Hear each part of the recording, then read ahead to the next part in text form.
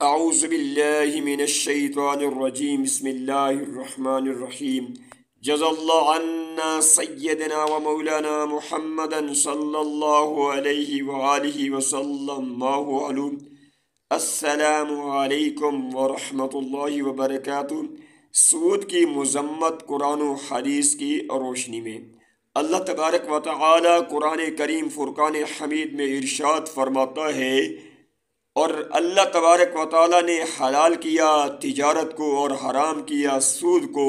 سود زنا سے بھی بدتر ہے، سود اللہ سے اعلان جنگ ہے، سود حرام اور جہنم میں لے جانے والا کام ہے۔ جس طرح سود لینا حرام ہے، اسی طرح سود دینا بھی حرام ہے۔ اللہ تعالیٰ نے ارشاد فرمایا، اے ایمان والو، اللہ سے ڈرو اور جو کچھ بھی سود میں سے باقی رہ گیا ہے چھوڑ دو، اگر تم صدق کے دل سے ایمان رکھتے ہو۔ پھر اگر تم نے ایسا نہ کیا تو اللہ اور رسول کی طرف سے اعلان جنگ پر خبردار ہو جاؤ، اور اگر تم توبہ کر لو تو تمہارے لیے اصل مال جائز ہے، نہ تم خود ظلم کرو اور نہ ہی تم پر ظلم کیا جائے گا۔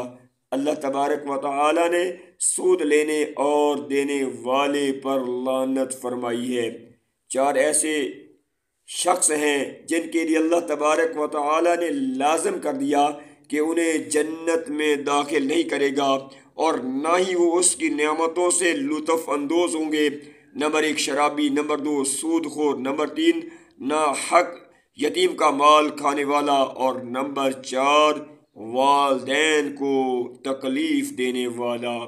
آپ صلی اللہ علیہ وآلہ وسلم نے صحابہ کرام کو خطبہ دیا اور سود اور اس کی برائیاں بیان کرتے ہوئے ارشاد فرمایا کہ ایک ایسا درہم جسے آدمی بطور سود لیتا ہے، اللہ کے ہاں 33 مرتبہ زنا سے بھی زیادہ برا ہے، اور سب سے بڑا سود مسلمان کے مال میں سے کچھ لینا ہے۔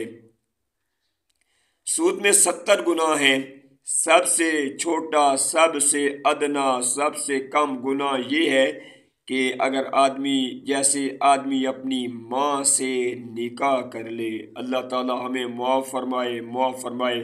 حضرت جابر رضی اللہ تعالیٰ عنہ ارشاد فرماتے ہیں کہ رسول اللہ صلی اللہ علیہ وآلہ وسلم نے سود لینے والے، دینے والے، تحریر کرنے والے اور گواہوں سب پر لعنت کی، اور فرمایا وہ سب گناہ میں برابر ہیں۔ اس حدیث سے معلوم ہوا کہ سود لینے اور دینے والوں کے علاوہ بینکوں کا عملہ بھی اس گناہ میں برابر کا شریک ہے۔ اللہ معاف فرمائے، اللہ معاف فرمائے، اللہ معاف فرمائے۔ آپ صلی اللہ علیہ وآلہ وسلم نے ارشاد فرمایا، سود کا ایک درہم جو آدمی کھاتا ہے، وہ اس کے سودی ہونے کو جانتا ہے تو وہ گناہ میں 36 مرتبہ زنا سے زیادہ سخت ہے۔ اللہ تبارک و تعالی کی بارگاہ میں دعا کرتے ہیں، اللہ تبارک و تعالی ہمیں سود جیسی لعنت سے محفوظ فرمائے۔